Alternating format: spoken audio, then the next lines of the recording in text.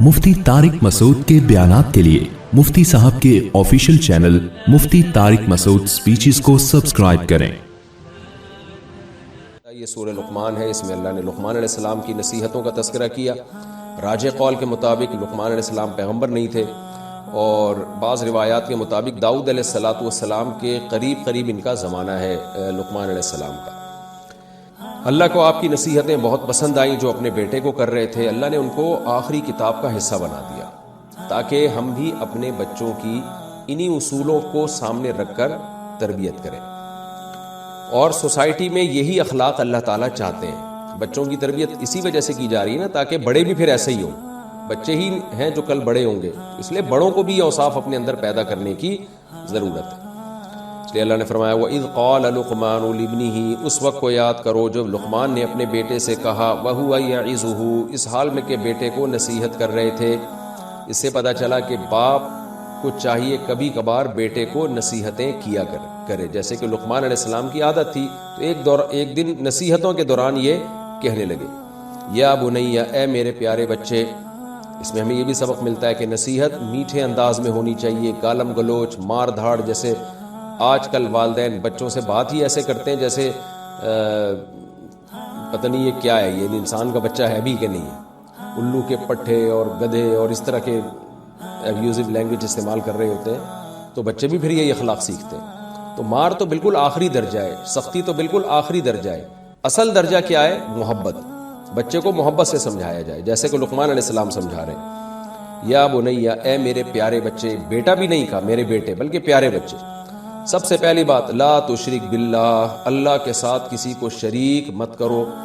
जो भी मुसलमान है ना, अपने बच्चे को सबसे पहले तौहीद सिखाता है। इस आयत से हमें ये पता चल गया। सब चीज़ें बाद में, न्यूटन कौन था, आइंस्टाइन कौन था, कायदे आज़म कौन थे, अल्लामा इकबाल कौन थे, अब्बा कौन है, अम्मा कौन है, सब बाद में। सबसे पहले जिसने हमें पैदा किया है उसका इंट्रोडक्शन, उसका तारुफ। इसी वजह से मुसलमान अपने बच्चों को सबसे पहले ला इलाहा इल्लल्लाह सिखाते हैं। इसलिए लुक़मान अलैहिस्सलाम ने फरमाया ला तुशरिक बिल्लाह। अगर हम लोग इस नसीहत पर अमल करते, आज आप बताइए कि क्या हमारी सोसाइटी में शिरक होता? जो मज़ारों पे शिरक हो रहे हैं, धमाल हो रहे हैं, सजदे हो रहे हैं, अगर बचपन से ही हम अपने सिलेबस में, निसाब में ये चीज़ें डाल देते। सऊदी अरब के स्कूलों में पहली क्लास से तौहीद पढ़ाई जाती है, पहली क्लास से। अरब मुल्कों में ऐसा ही है, उनके स्कूलों के निसाब में, लिहाजा वहाँ शिरक नहीं है। बर्रे सगीर में स्कूलों के निसाब में तौहीद का चैप्टर है ही नहीं। तो उसका रिजल्ट आप देखें कि, और तौहीद भी है तो वो इतनी मुबहम सी बयान की जाती है, उसमें उसको एक्सप्लेन ही नहीं किया जाता। लिहाजा शिरक करके भी लोग अपने आप को तौहीद परस्त कह रहे होते हैं। या बुनैया ला तुशरिक बिल्लाह, अल्लाह के साथ किसी को शरीक मत करो। इन्न शिर्क लज़ुल्मुन अज़ीम, शिरक बहुत बड़ा जुल्म है, बहुत बड़ा जुल्म। देखें, हमें ये जुल्म इसलिए नहीं लगता कि हमारे साथ हो नहीं रहा। जुल्म जब किसी और के साथ होता है ना, जिसके साथ होता है उसको लगता है कि ये जुल्म है। आपके साथ हो नहीं रहा तो आपको लगेगा ही नहीं। इसकी मिसाल ऐसे जैसे कोई आदमी अपने बाप को बोले ये मेरा बाप नहीं है, तो गुस्सा बाप को आएगा, अड़ोस पड़ोस को नहीं आएगा। वो इसको नॉर्मल समझेंगे, बोलेंगे भाई ऐसा नहीं करना चाहिए। जज्बात बाप के जो है ना मजरू होंगे कि मैंने जना और मैंने खिला पिला के बड़ा किया, तूने मेरा इनकार कर दिया, या किसी और को अपना बाप बना लिया तूने। तो इसी तरह सबसे ज्यादा एहसानात हम पर अल्लाह ताला के हैं। तो जब हम अल्लाह के साथ किसी को शरीक करते हैं, सजदा करते हैं, उससे दुआएं मांगते हैं, उसको मुश्किल कुशा हाजत रवा समझते हैं, तो इंसानों को गुस्सा नहीं आता, लेकिन जो खालिक कायनात है उसको बहुत ज़्यादा गज़ब आता है। और चूंकि अल्लाह के एहसानात सबसे ज़्यादा हैं, तो सबसे बड़ी हक तलफी है कि उन एहसानात में आप गैर को शरीक कर रहे हैं अल्लाह के साथ, इसलिए इसको सबसे बड़ा जुल्म कहा गया है। तो इसलिए लुक़मान अलैहिस्सलाम ने अपने बेटे को समझाया कि ये काम कभी मत करना, क्योंकि शिर्क थोड़ा जुल्म नहीं है, बहुत बड़ा जुल्म है। आगे अल्लाह फरमाते हैं ववस्सैनल इंसान बिवालिदैहि, हमने इंसान को वसीयत की उसके वालिदैन के बारे में। अब या तो ये लुक़मान अलैहिस्सलाम की नसीहत हो सकती है जिसको अल्लाह अपने अंदाज में बयान कर रहे हैं। ये भी हो सकता है कि यानी हमने लुक़मान को ये इल्हाम किया कि आप ये भी बता दें अपने बेटे को कि हमने इंसान को वसीयत की माँ बाप के साथ अच्छा सलूक करो। या ये अल्लाह का अपना कलाम हो सकता है जो लुक़मान अलैहिस्सलाम की नसीहतों के बीच में अल्लाह ने डाल दिया कि लुक़मान तो अपने बेटे को सिखा रहे हैं अल्लाह के हुकूक, लेकिन मैं बीच में ये बता दूं कि माँ बाप के भी हुकूक हैं। कितनी ज़बरदस्त देखें अल्लाह ताला की रहमत है कि जहां अल्लाह अपने हुकूक बता रहा है, अल्लाह ये भी कह रहा है कि मेरे बाद सबसे बड़ा हक माँ बाप का है। तो उससे कितना अल्लाह अरहमुर राहिमीन है। ورنہ جو دنیا کے بادشاہ حکومتیں ہوتی ہیں تو اپنا ہی اپنا کر رہی ہوتی ہیں بیٹھ کے، بس میں ہی ہم ہی ہیں. تو چونکہ اللہ کے بعد سب سے زیادہ احسانات والدین کے ہوتے ہیں، اس لیے اللہ نے فرمایا کہ ہم نے وصیت کر دی ہے انسان کو کہ والدین کے ساتھ اچھا سلوک کرے وہ. تو وصیت کا لفظ کیوں استعمال کیا؟ یہ بار بار میں ایکسپلین کر چکا ہوں کہ جب کوئی مر رہا ہوتا ہے نا، اس وقت جو حکم دیتا ہے اس حکم کو وصیت کہا جاتا ہے، اور وہ معمولی حکم نہیں ہوتا. اس میں دو چیزیں ہوتی ہیں، نمبر ایک بہت امپورٹنٹ حکم، نمبر دو اس کی تاکید بہت زیادہ ہوتی ہے.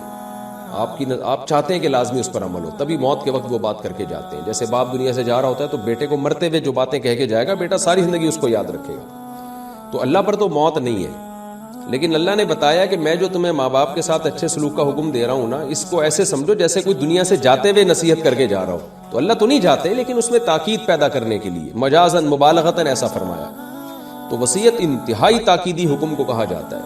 اس لیے اللہ نے فرمایا وَوَصَّيْنَا الْإِنسَانَ، ہم نے انسان کو وصیت کی ہے، حکم نہیں دیا، وصیت کی ہے اپنے والدین کے ساتھ کہ یعنی اچھا سلوک کرنا، اور خاص طور پہ ماں کے ساتھ. کیوں؟ حَمَلَتْهُ أُمُّهُ وَهْنًا عَلَى وَهْنٍ، اس کی ماں نے اس کو اٹھایا تکلیف در تکلیف. بچہ یہ تکلیفیں، ساری تکلیفیں بڑے ہو کر بھول جاتا ہے وہ. تو پریگننسی کے پہلے دن سے عورت تکلیفیں اٹھانا شروع کرتی ہے. اور آگے اللہ فرماتے ہیں وَفِصَالُهُ فِي عَامَيْنِ، اور دودھ چھڑانا پھر 2 سال میں ہوتا ہے، یعنی 2 سال تک چھاتی سے مسلسل لگا کے رکھتی ہے اس کو. ہر وقت اس کی فکر کہ کہیں دائیں بائیں نہ ہو جائے، 1 منٹ کے لیے اس کو اکیلا نہیں چھوڑتی. تو یہ اچھی خاصی ٹینشن ہے. اس آیت سے بہت سارے علماء نے استدلال کیا ہے کہ دودھ پلانے کی جو مدت ہے نا وہ 2 سال ہے. یہ ڈیٹیل، یعنی یہ جو مسئلہ ہے نا 2 سال ہے یا 2.5 سال ہے، اس کو میں سورہ بقرہ کی جو آیتیں گزری تھیں والوالدات یرضعن اولادہن حولین کاملین، اس میں بہت ڈیٹیل سے بتا چکا ہوں. لہذا اصل تو وہی آیت ہے اس بارے میں. لیکن یہاں بھی میں بتا دوں کہ کچھ علماء فقہا کے نزدیک عورت 2.5 سال تک دودھ پلا سکتی ہے بچے کو، اور جمہور کے نزدیک 2 سال تک پلا سکتی ہے. تو جمہور کی دلیل یہ آیت بھی ہے کہ فصالہ فی عامین، کہ 2 سال تک وہ دودھ پلاتی ہے. تو امام حنیفہ قائل ہیں 2.5 سال کے، تو ان کی دلیل میں سورہ بقرہ کی ان آیتوں میں بیان کر چکا ہوں. تو امام صاحب کے علاوہ بھی اور کچھ فقہاء ہیں جو چاروں اماموں میں سے تو نہیں لیکن دیگر ائمہ میں سے جو مجتہدین تو اور بھی گزرے تھے، وہ بھی اس کے قائل ہیں کہ 2.5 سال تک عورت دودھ پلا سکتی ہے. تو ان کی دلیل یہ ہے کہ یہ اللہ نے عادت کا ذکر کیا کہ عام طور پہ 2 سال سے زیادہ کوئی نہیں پلاتا. تو عام طور پر ماں جو ہے وہ تکلیف سے بچے کو پیٹ میں رکھتی ہے اور 2 سال تک عام طور پر دودھ پلاتی ہے. تو احسان تو اسی چیز کا بیان کیا جائے گا نا جو نارملی ہو رہا ہے. تو نارملی سب مائیں تقریباً 2 سال تک دودھ پلا رہی ہوتی ہیں. تو امام حنیفہ کے نزدیک اس آیت میں اس کا تذکرہ نہیں ہے کہ اس سے زیادہ پلا سکتی ہے کہ نہیں پلا سکتی. اور وہ جو حدیث ہے لا رضاع بعد الحولین، کہ 2 سال کے بعد رضاعت نہیں ہے، رضاعت دودھ پلانے کو کہتے ہیں. تو امام صاحب کے نزدیک اس حدیث کا مطلب یہ ہے کہ رضاعت کا استحقاق نہیں ہے، یعنی بچہ پھر 2 سال سے زیادہ کا مستحق نہیں ہے. یہی وجہ ہے کہ اگر کوئی ماں 2 سال سے زیادہ بچے کو دودھ پلائے تو وہ اجرت کی مستحق نہیں ہے، یعنی باپ کے ذمے پھر اس کا نان نفقہ نہیں ہے. اس بیس پہ جیسے دائیاں پلا رہی ہوتی ہیں، یا طلاق کے بعد عورت جب بچے کو دودھ پلاتی ہے نا، دودھ پلائی کی اجرت بھی شوہر کو دینی پڑتی ہے بیوی کو، تو وہ 2 سال کے بعد اس میں اجرت نہیں ہے، بچے کا حق نہیں ہے. لیکن جب جائز ہے امام صاحب کے نزدیک 2.5 سال تک پلا سکتی ہے. اور امام ابو حنیفہ کی ایک دلیل یہ بھی ہے کہ 2 سال تک تو قرآن ہمیشہ اجازت دیتا ہے، تو ایسا پاسبل نہیں ہے کہ 2 سال کے بعد اچانک دودھ چھڑا لیا جائے، یہ ممکن نہیں ہے. 2 سال تک تو بھرپور طریقے سے پلا سکتے ہیں، اس کے بعد 6 مہینے کم از کم دودھ چھڑانے کی مدت ہے. لیکن احناف نے فتویٰ اس میں جمہور ہی کے قول پہ دیا ہے احتیاط کے پیش نظر. دونوں طرف دلائل ہیں، فتویٰ اسی پہ دیا جاتا ہے کہ بھائی 1.5 سال کے بعد آپ چھڑوانا شروع کرتے ہیں اور 2 سال کے بعد نہ پلائیں. تو اس میں جو فقہی احکام ہے وہ ایک طرف رہے، لیکن قرآن ابھی یہ بتانا چاہ رہا ہے کہ ماں کا بہت بڑا حق ہے. حملتہ امہ کرہا وہنا علی وہن، کمزوری در کمزوری، تکلیف در تکلیف پہ وہ اپنے بچے کو پیٹ میں اٹھاتی ہے اور پھر 2 سال تک اسے دودھ پلاتی ہے. انشکر لی ولوالدیک، اس لیے اللہ نے فرمایا کہ تو میرا بھی شکر ادا کر اور اپنے والدین کا بھی. میرا بھی کیوں شکر اور اپنے والدین کا بھی؟ دیکھیں یہاں بھی اللہ نے اپنی بات بھی ذکر کر دی کہ یہ جو ماں کی نعمت دی ہے نا، یہ بھی تو میں نے دی ہے، اور باپ کی جو نعمت دی ہے وہ بھی تو میں نے دی ہے. تو اس لیے میرا پہلے شکر ادا کرنا ہے اور اس کے بعد والدین کا. جو ملحد لوگ ہیں، ایتھیس لوگ ہیں، وہ مخلوق کے احسانات تو کسی حد تک مانتے ہیں، آپس میں ریلیشن کو مضبوط کرنے کی باتیں کرتے ہیں، ہوتے ہیں ان کے ریلیشن تو بالکل بھی نہیں ہے مضبوط، آپس میں باتیں بہرحال کرتے ہیں، انسانیت، ہیومن رائٹس. تو یہاں اللہ نے اس نظریے کی جڑ اکھاڑ دی ہے کہ پہلے اللہ کے رائٹس ہیں. اگر تم پر کوئی انسان احسان کر رہا ہے تو وہ بھی اللہ کی توفیق سے کر رہا ہے. اللہ نے اس کے دل میں رحم کا جذبہ رکھا ہے. ماں اگر اپنے بچے کو ایسا 2 سال کی ٹینشن اٹھاتی ہے اور 9 مہینے پیٹ کی ٹینشن اٹھاتی ہے تو وہ بھی اس کے دل میں اللہ نے جذبہ رکھا ہے, اس کے دل میں اولاد کی خواہش رکھی ہے. تو پہلے احسان اللہ کا ہے جس نے بچے کو ماں کی صورت میں ایک نعمت عطا فرمائی ہے. اس لیے اللہ نے فرمایا پہلے میرا شکر ادا کرو اور پھر اپنے والدین کا بھی شکر ادا کرو. الی المصیر, آنا میری ہی طرف ہے. میرا اور والدین کا شکر اگر ادا نہیں کرو گے تو میں تم سے حساب و کتاب لوں گا. آگے اللہ نے فرمایا وَإِن جَاهَدَاكَ عَلَىٰ أَن تُشْرِكَ بِي مَا لَيْسَ لَكَ بِهِ عِلْمٌ, لیکن یاد رکھو کہ اگر وہ تمہیں مجبور کرے اس بات پر کہ تم میرے ساتھ کسی ایسی ذات کو شریک کر لو جس کے شرکت کی تمہارے پاس کوئی دلیل نہیں ہے, ظاہر ہے کسی شریک کی کوئی دلیل نہیں ہے, تو فَلَا تُطِعْهُمَا, تو ان کی بات نہیں ماننی ہے, بات ان کی نہیں ماننی. اچھا سلوک کرنا ہے لیکن یعنی حدیث میں آتا ہے نا لا طاعت لمخلوق فی معصیت الخالق, یہاں تو اللہ نے شرک کا تذکرہ کیا لیکن حدیث سے پتہ چلتا ہے کسی بھی ناجائز کام میں والدین کی بات نہیں مان سکتے آپ. ماں بیٹی کو کہتی ہے پردہ نہ کرو, بیٹی پر اطاعت لازم نہیں ہے بلکہ مخالفت لازم ہے. باپ بیٹے کو کہتا ہے داڑھی کٹاؤ, بیٹے پر جائز نہیں ہے کہ باپ کے کہنے پہ داڑھی کٹا دے. وجہ اس کی ہے کہ انشکر لی ولی والدیک, اللہ کہتے ہیں پہلے میرا شکر ہوگا پھر ماں باپ کا. میرا حق ماں باپ سے بہرحال زیادہ ہے, تو ایسا تھوڑی کہ میرے حکم پہ ماں باپ کے حکم کو ترجیح دینا شروع کر دو. تو چونکہ وہاں اس وقت جب یہ آیتیں نازل ہوئیں تو زیادہ مسئلہ شرک کا تھا. شرک سے جو ہے نا ماں باپ شرک پہ مجبور کرتے تھے.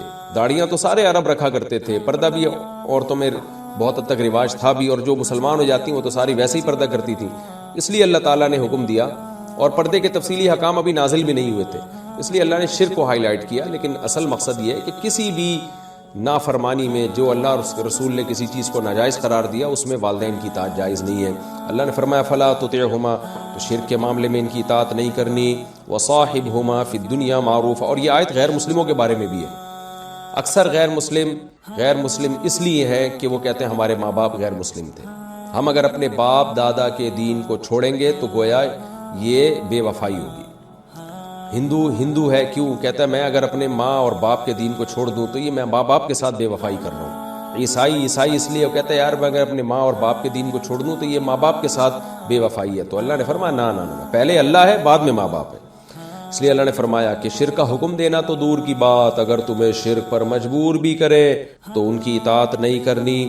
لیکن صاحبہما فی الدنیا معروفا, دنیا میں ان کے ساتھ بھلائی کے ساتھ ہی رہنا ہے, سلوک اچھا کرنا ہے. بیمار ہو جائیں تو بیمار پرسی کرنی ہے, ان کے ساتھ ان کو مالی تعاون کرنا ہے, اچھے اخلاق سے بات چیت کرنی ہے, بدسلوکی کرنے کی پھر بھی اجازت نہیں ہے.